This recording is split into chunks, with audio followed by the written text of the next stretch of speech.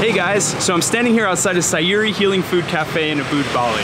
As you know, there's nowhere in the world that I won't go to learn more about how we can support our health and how we can naturally fight fatigue every day of our lives. This place is very unique because not only is it a restaurant, but it's also one of the most revered cooking schools for professional chefs, pastry chefs, and home cooks alike to learn more about how they can use raw ingredients to support a healthy lifestyle every day in their own kitchens.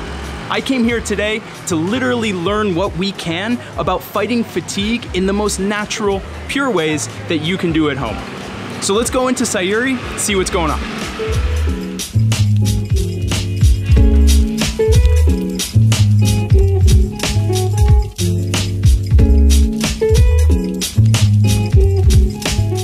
So here again with Ella of Sayuri Healing Food in Ubud, Bali, and we're going to take a couple minutes to talk about superfoods. So I know if people watching this are anything like me, we are seeing articles and watching videos constantly about superfoods. I would love for you as both a naturopath and a chef to kind of just share with us a little bit, what is a superfood? Yeah, superfoods are foods with a very high nutrient density and low calorific. That's the idea. That's the definition of a superfood. And there's a lot in ancient traditions, in ancient Chinese medicine, in Ayurveda, but also in our Western herbal traditions. There are a lot of herbs and a lot of foods that support health as opposed to fighting disease. So we know our medicine, we know our aspirins, and we know all our things that are fighting disease. So I have a certain thing and then I'll eat something and it'll make it better, painkillers and so on and so forth. But we don't know very much about how to support good health or to build immunity. And these ancient traditions, especially in Chinese medicine, they have a whole family of tonic herbs, they call them, and they are meant to support health. And also in the Amazonas a lot, the healers there also work with their versions of these foods, and they are supporting health and building immunity, and that is for us really interesting in daily life. I want to add these to my foods, to my smoothies, to my salads, to my dressings, and just give me that little bit more health and support me in what I'm trying to do. And I love that. I love the way that you put that because you know, for us, we talk a lot about this, which is, it is about supporting health. It's about looking on the positive, looking on the optimistic. And of course, when, you know, we need things, thank God we have those advancements in medicine, but every day, how are we supporting our body to do its job better? And superfoods are an incredible way that you can just kind of, like you said, amplify all of that good stuff. And I'd love for you to share with us, it looks like you selected 5 of maybe some of your favorite. 4-ish, okay, 4 or 5. Maybe you share with us, why don't we start over here with the Spirulina? We had Spirulina in our smoothie today, didn't we? Yes, so Spirulina is a blue-green algae, and it's you can farm it wildly, or either you can farm it or you can collect it wildly, and it is considered to be one of the strongest proteins here on the planet. So it's the foods with the highest protein level. I was reading the other day that they also considered using it in space. So it's a food that they will give astronauts in space, for example. And it's a whole food. It's an algae. We love adding it just to give us all the essential amino acids that we need. The essential amino acids are ones that I need to take in through food, that I can't build myself. My body can build everything itself. It's amazing, apart from a few things that I need to give it to him per my food. And especially in the vegan world, we're always paying a little attention to protein. Not as much as we're being told we should, because we're always being told we need so much protein. The truth is a little lower than that. But Spirulina is a great add-on for that. And can we talk a little bit, like one of the things that I remember reading about Spirulina is its ability also to help your body balance pH. Is that true? So like to move you away from acidic into more of a alkaline state? Some hemp is another one that does that as well. So protein-rich foods per se usually increase acidity levels in my body. So if I'm eating meat, it is considered what we call acidity increasing. And yes, so absolutely, Spirulina, hemp, they are high protein sources that actually do not do that. They help balance out alkaline and acidity. Which I think is a really important point, because this is all about fatigue. Like why we're talking is to try to figure out how can we really beat fatigue. But that also means getting a good night's sleep, right? I think a lot of people kind of underestimate the value of a really good night's rest. And for me, at least, I noticed when I was eating meat that if I ate it before bed, that I wouldn't sleep as well. And yet I felt like I needed to eat that, although now I've kind of changed my diet. And I think it's a really interesting point that there's ways that we can still get that protein that we need or that we feel like we might need, but without all of that acidity building up in our body. What else do you got for us? You were talking about a good sleep, yeah. And I think that is absolutely crucial. A good sleep heals most things, really. Heartbreak, but also all sorts of things like headache. Just go to bed and sleep for a bit. Yeah. And reishi is another really, really interesting superfood. It is a tonic herb. Okay. Comes from Chinese medicine, and we were talking about this earlier. The Chinese, they consider tonic herbs, so ones that support health, to be superior to the ones that help you combat disease, because they say you let it get that far, and so we now need to treat you with something stronger for the disease. But these ones, these tonic herbs, they are actually much more superior. And reishi is a mushroom, grows on trees, and it is considered the emperor of the tonic herbs.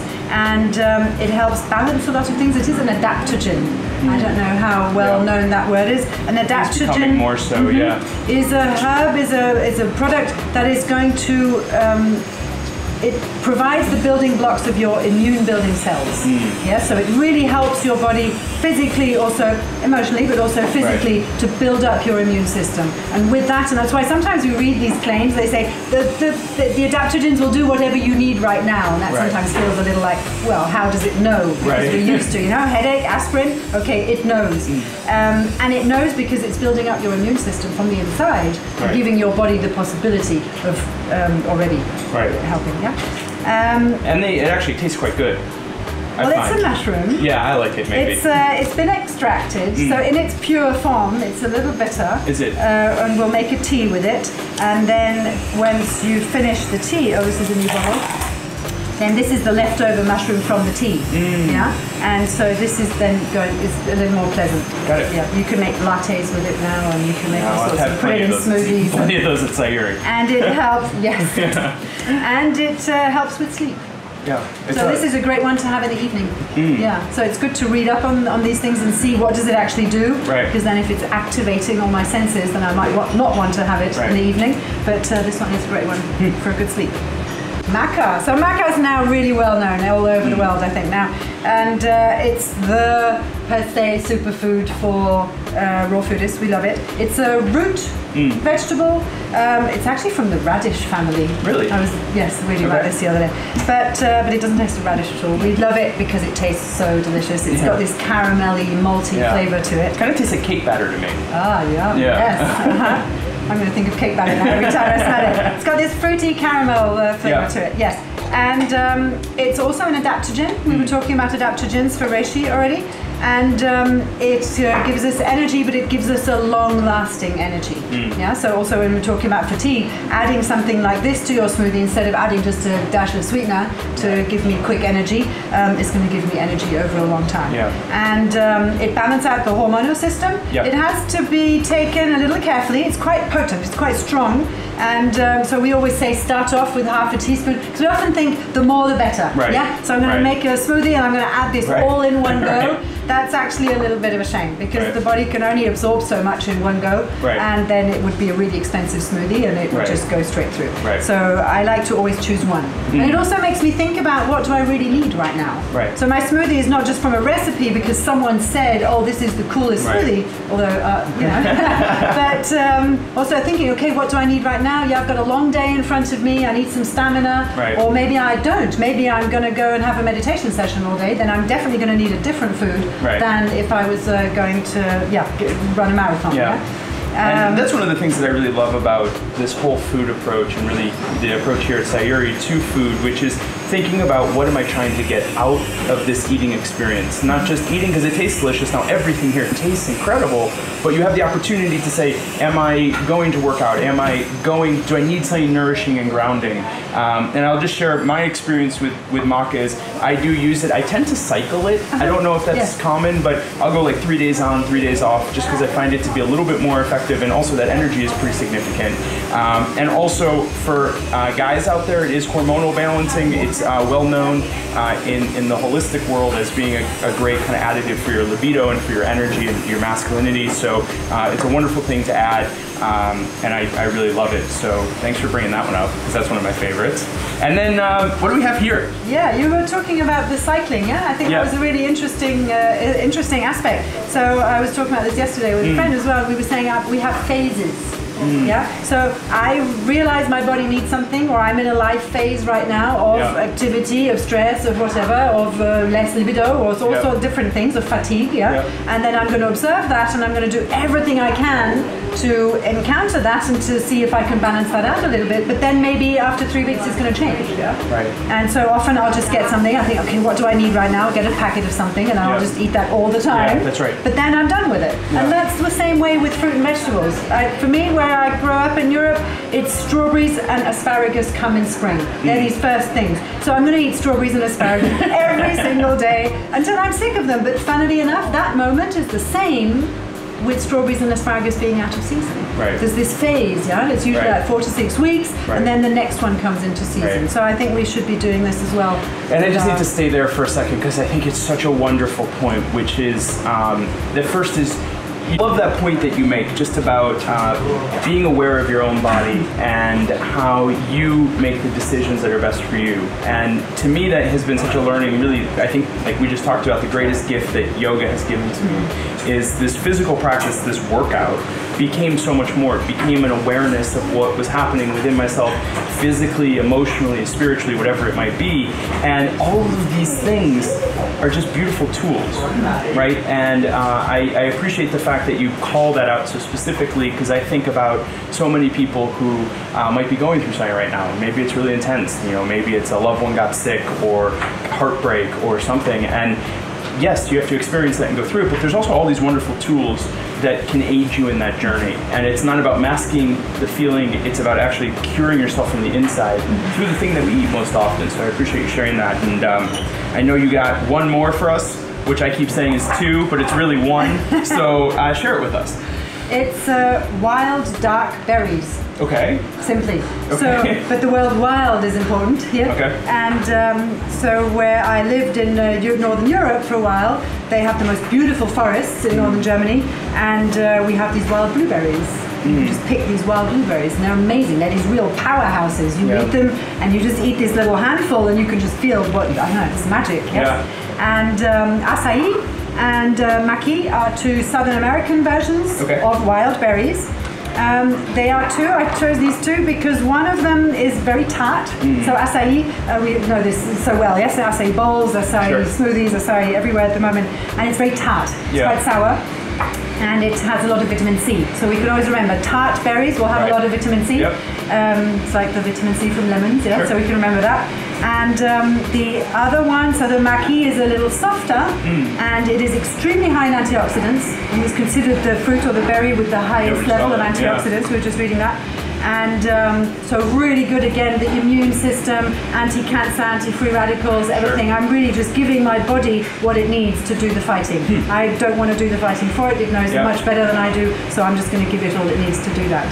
And one thing that I would be remiss if I didn't point out, just that I've noticed, especially in places where acai bowls have become very common, is I've noticed in particular that oftentimes the sugar content that they're using to balance out that tartness is so overwhelming that just be really conscious of that. If you see an acai bowl on a menu, it more likely than not, unless it's really consciously prepared, is going to be stock full of sugar. So something to be aware of, but really incredible stuff here.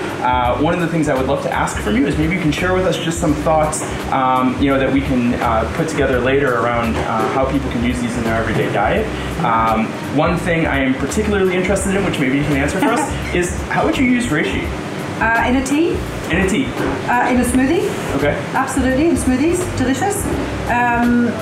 The same as spirulina, they're not particularly delicious on their own, but hidden in a smoothie. As we had our little drop of lemon oil on top of the one in spirulina, or I'm adding banana to it or a sweet fruit to it. That'll hide everything. Yeah.